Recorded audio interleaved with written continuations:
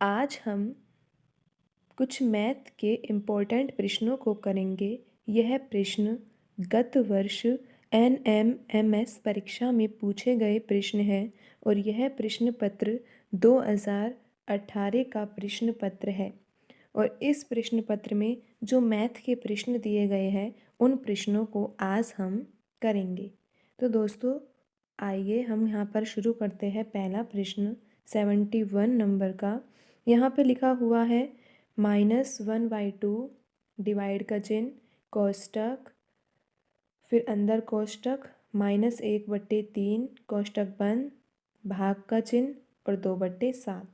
तो दोस्तों इस तरह के सवालों को हल करने के लिए हमें सबसे पहले कोष्टक को हल करना होता है। कोष्टक को हल करेंगे तो देखो दोस्तों क्या आएगा। यहाँ पे ये कोष्टक है और यहाँ पे लिखा हुआ है -1/3 और ये जो भाग है इसको हम बदल देंगे गुणा में और इस संख्या को उलट देंगे, यानी कि जो यहाँ पर हर में 7 लिखा हुआ है वो ऊपर आ जाएगा और जो अंश में 2 लिखा हुआ है वो हर के स्थान पे आ जाएगा। ठीक है दोस्तों, सबसे पहले हम इस कोष्टक को हल कर रहे हैं कि इस कोष्टक को हल करने पर क्या आंसर आता है। तो दोस्तों यहाँ पर हम यहाँ पर कुछ कट तो रहा नहीं है, कटेगा तो ऊपर नीचे से कटता है, वो कट नहीं रहा तो हम सीधा यहाँ पे गुणा कर देंगे। -1 का गुणा 7 से करेंगे तो -7 आ जाएगा और 3 का गुणा 2 से करेंगे तो क्या आ जाएगा, 6 आ जाएगा। ठीक है दोस्तों, अब यहाँ पर जो ये वाला कोष्टक था इसका आंसर आ चुका है -7/6। अब यहाँ पर लिखा हुआ है -1/2 और यहाँ पर भाग का चिन्ह है। ठीक है दोस्तों, अभी देखते हैं यहाँ पे 1/2 है माइनस का और यहाँ पे भाग का चिन्ह है और ये वाली इसका जो हमारा आंसर आया वो क्या आया है, -7/6।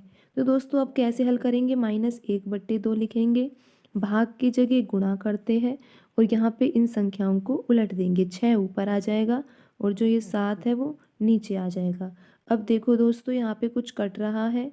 पहली बात तो ये माइनस माइनस क्या हो जाएगा, प्लस हो जाएगा और 2 से ये कितनी बार कट जाएगा, 3 बार कट जाएगा। तो दोस्तों हमारा आंसर क्या आएगा, ऊपर तो बच रहा है 3 और नीचे आ रहा है 7। क्या है हमारा आंसर दोस्तों, हमारा सही आंसर आया है 3/7, ऑप्शन 3।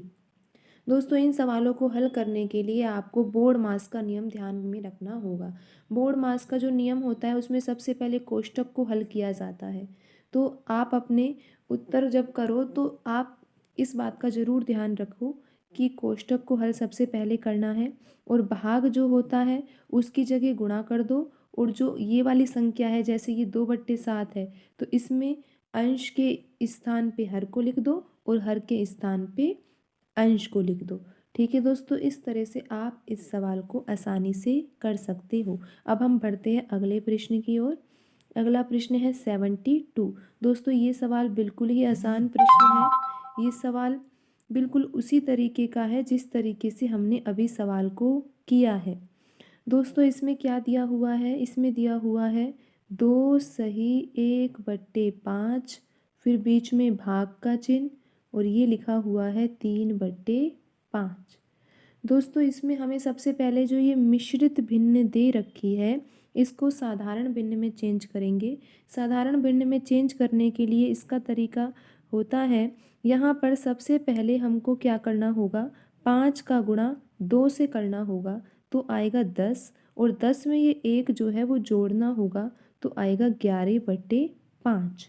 ठीक है दोस्तों, फिर इसको अभी मैंने पिछले सवाल में बताया था कि जब भाग होता है तो उसकी जगह हम गुणा लिख देते हैं और इस जो संख्या होती है इसको उलट देते हैं, यानी कि जो ये 5 है ये तो अब चला जाएगा 3 के स्थान पे और जो ये 3 है वो आ जाएगा 5 के स्थान पे, यानी कि यहाँ पे हो जाएगा 5/3। अब देखो दोस्तों अगर कुछ कट रहा है तो हम काट सकते हैं। काटने के लिए हमें ये ध्यान रखना है कि ऊपर की संख्या नीचे की संख्या से कटेगी। कई बच्चे क्या करते हैं, उनको काटने का ढंग नहीं होता और बराबर यहीं पे ऊपर से ऊपर संख्या काट देते हैं। तो दोस्तों आप इन बारीकी को ध्यान से देखिए कि यहाँ पे 5 से 5 कट जाएगा और फिर आंसर आ जाएगा इसका 11/3। ठीक है दोस्तों, इसका सही आंसर क्या होगा, इसका सही आंसर है ऑप्शन ऑप्शन 4 इसका सही आंसर है, 11/3। बढ़ते हैं हम अपने अगले प्रश्न की ओर। अगला प्रश्न है, निम्नलिखित में से कौन सी संख्या पूर्ण घन नहीं है? तो दोस्तों पूर्ण घन का अर्थ है कि यहाँ पर ऐसी कौन सी संख्या है जो किसी ना किसी संख्या का घन है। जैसे आपको पता होगा 5 का घन कैसे निकालते हैं। 5 का घन यानी कि 5 की पावर 3। तो यहाँ पर लिखते हैं 5 को 3 बार खोलना होता है घन निकालने के लिए। तो इसका आंसर आता है 125। तो यानी कि यहाँ पर बात हो रही है 125 की। हम 125 को कहेंगे पूर्ण घन, क्योंकि ये किसी ना किसी संख्या का घन होता है।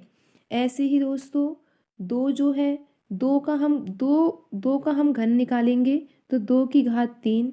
2 को 3 बार खोलना होगा और 2 को 3 बार खोलेंगे तो कितना आएगा, 8 आएगा। और 8 जो है ना उसको हम पूर्ण घन संख्या कहेंगे, क्योंकि ये किसका घन होती है, 2 का घन होती है 8। तो 8 को कहेंगे पूर्ण घन संख्या। ऐसे ही दोस्तों अगर हम 6 का निकालें तो 6 का घन कैसे निकालेंगे, 6 की घात 3। 6 गुणा 6 गुणा 6 कितना आएगा, 216।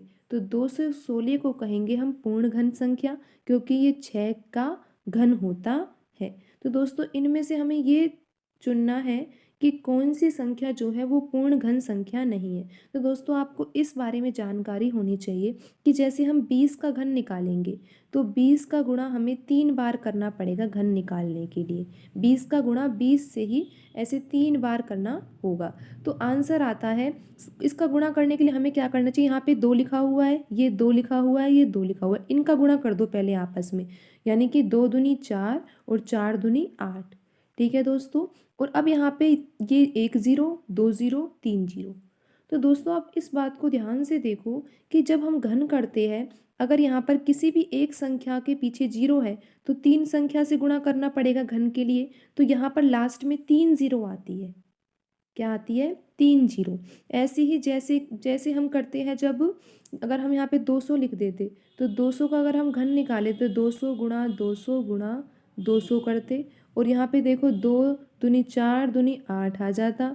और इसके पीछे ये 2 0 2 0 2 0 1 2 3 4 5 6, यानी कि जो अब 0 आ रही है वो आ रही है 6 0।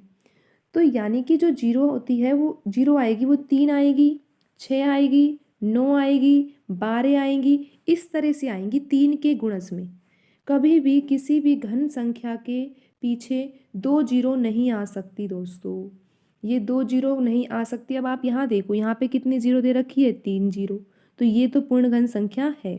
यहाँ पे भी देखो 1000 में 3 0 दे रखी है, तो ये भी पूर्ण घन संख्या है। 125 अभी हमने देखा 125 किसका होता है, 5 का घन होता है 125। तो 125 कैसी संख्या है, पूर्ण घन संख्या है। लेकिन दोस्तों आप यहाँ पे देखो, यहाँ पे लिखा हुआ है 900। 900 में पहली बात तो ये कि इसमें जो 0 की संख्या है वो किस तरह से आ रही है, वो आ रही है 2 के गुणज में। यानी कि 2 आ रही है, 4 आ रही है, 4 आए, 6 आए। ठीक है दोस्तों। तो यहाँ पर जो ये 900 है, 900 जो है वो पूर्ण घन संख्या नहीं है। ठीक है दोस्तों, अब हम बढ़ते हैं अगले प्रश्न की ओर। अगला प्रश्न है, अजय ने एक सिलाई मशीन 2500 रुपये में खरीद कर 3000 रुपये में बेच दी, तो अजय का लाभ प्रतिशत ज्ञात कीजिए। दोस्तों जब हमने पिछले पेपरों को सोल्व किया, 2016 का पेपर भी इससे पहले वीडियो में सोल्व किया हुआ है, 2022 का पेपर भी पहले वीडियो में सोल्व कर रखा है। ये जो पेपर है 2018 का प्रश्न पत्र है। दोस्तों देखो, जो भी हमने पहले पेपर करे हैं उनमें भी इससे संबंधित प्रश्न आया है। इससे संबंधित किस तरह से, जो हमने 2016 का पेपर किया था उसमें पूछा गया था बट्टा प्रतिशत। तरीका तो यही होता है निकालने का। फिर अगले जो हमने 2022 का प्रश्न पत्र किया है उसमें हमसे लाभ प्रतिशत पूछा गया है, और जो ये 2018 का पेपर है इसमें भी लाभ प्रतिशत पूछा गया है। तो दोस्तों आप देख सकते हो कि जो ये पैटर्न है वो कुछ मिलता जुलता है। तो अगर हम इन प्रश्न पत्रों को अच्छी तरह से करें तो अपनी तैयारी को और भी अधिक अच्छा बेहतर कर सकते हैं। तो दोस्तों इस प्रश्न को कर सकते हैं हम। देखो, अजय ने एक सिलाई मशीन 2500 रुपये में खरीदी है और 3000 रुपये में बेची है। तो दोस्तों यहाँ पर इसको क्या हो रहा है, लाभ हो रहा है। और लाभ कितने रुपए का हो रहा है, 500 रुपये का। पर लेकिन दोस्तों हमें यहाँ पर लाभ नहीं, लाभ प्रतिशत निकालना है। क्या निकालना है, लाभ प्रतिशत। तो दोस्तों मैंने वहाँ पे भी बताया था और मैं यहाँ भी बता रही हूँ कि लाभ प्रतिशत निकालने के लिए हमें क्या करना चाहिए। सबसे ऊपर तो हमें यहाँ पे लाभ रखना चाहिए। लाभ यहाँ पर 500 रुपये का हो रहा है। लाभ कैसे निकालेंगे, जितने रुपए में वस्तु बेची है और जितने रुपए में वस्तु खरीदी है उसमें से, मतलब विक्रय मूल्य में से खरीदा हुआ मूल्य घटा देंगे। विक्रय मूल्य माइनस क्रय मूल्य करेंगे तो हमारा लाभ आ जाएगा। तो यहाँ पर लाभ कितना आ रहा है, 500 रुपये। फिर हम बट्टा लगाएंगे और बट्टे के नीचे हमें लिखना होगा क्रय मूल्य, यानी कि जो वस्तु जितने रुपए में वस्तु खरीदी जाती है उस मूल्य पर ही हम उस वस्तु का लाभ या हानि निकालते हैं। और जब मैंने बट्टा प्रतिशत बताया था तो उसमें ये बताया था कि जब हम बट्टा प्रतिशत या फिर छूट प्रतिशत निकालते हैं तो उसमें हम क्या करते हैं, यहाँ पे ऊपर तो हम छूट लिखते हैं, कितने रुपए की छूट दी गई है, और नीचे लिखते हैं अंकित मूल्य, क्योंकि जो छूट दी जाती है वो अंकित मूल्य यानी कि छपे हुए जो मूल्य होता है, वस्तु के ऊपर जो अंकित होता है, छपा हुआ मूल्य होता है, उस मूल्य पर ही हमको छूट मिली जाती है। और जो लाभ और हानि है उसका पता हम क्रय मूल्य से लगाते हैं। तो यहाँ पर हमें लाभ प्रतिशत निकालना है, चाहे हानि प्रतिशत निकालना हो। ऊपर रखते हैं हम लाभ या हानि, नीचे रखते हैं क्रय मूल्य। तो यहाँ पर क्रय मूल्य आ जाएगा कितना, हमारा क्रय मूल्य है 2500 रुपये। ठीक है दोस्तों, यहाँ पर हम प्रतिशत में आंसर निकालने के लिए गुणा किसका करेंगे, 100 का। ये 2 जीरो से 2 जीरो कट जाएगी और 25 के पहाड़े से 500 को काटेंगे। 25 एकम 25, 25 दूनी 50 और ये पीछे जीरो बच जाएगी। तो यहाँ पे आ जाएगा हमारा आंसर 20%। इसका सही आंसर होगा। तो दोस्तों इसका आंसर क्या है, इसका सही आंसर है 20%। तो दोस्तों आज की वीडियो में इतना ही, मिलते हैं अगली वीडियो में। धन्यवाद।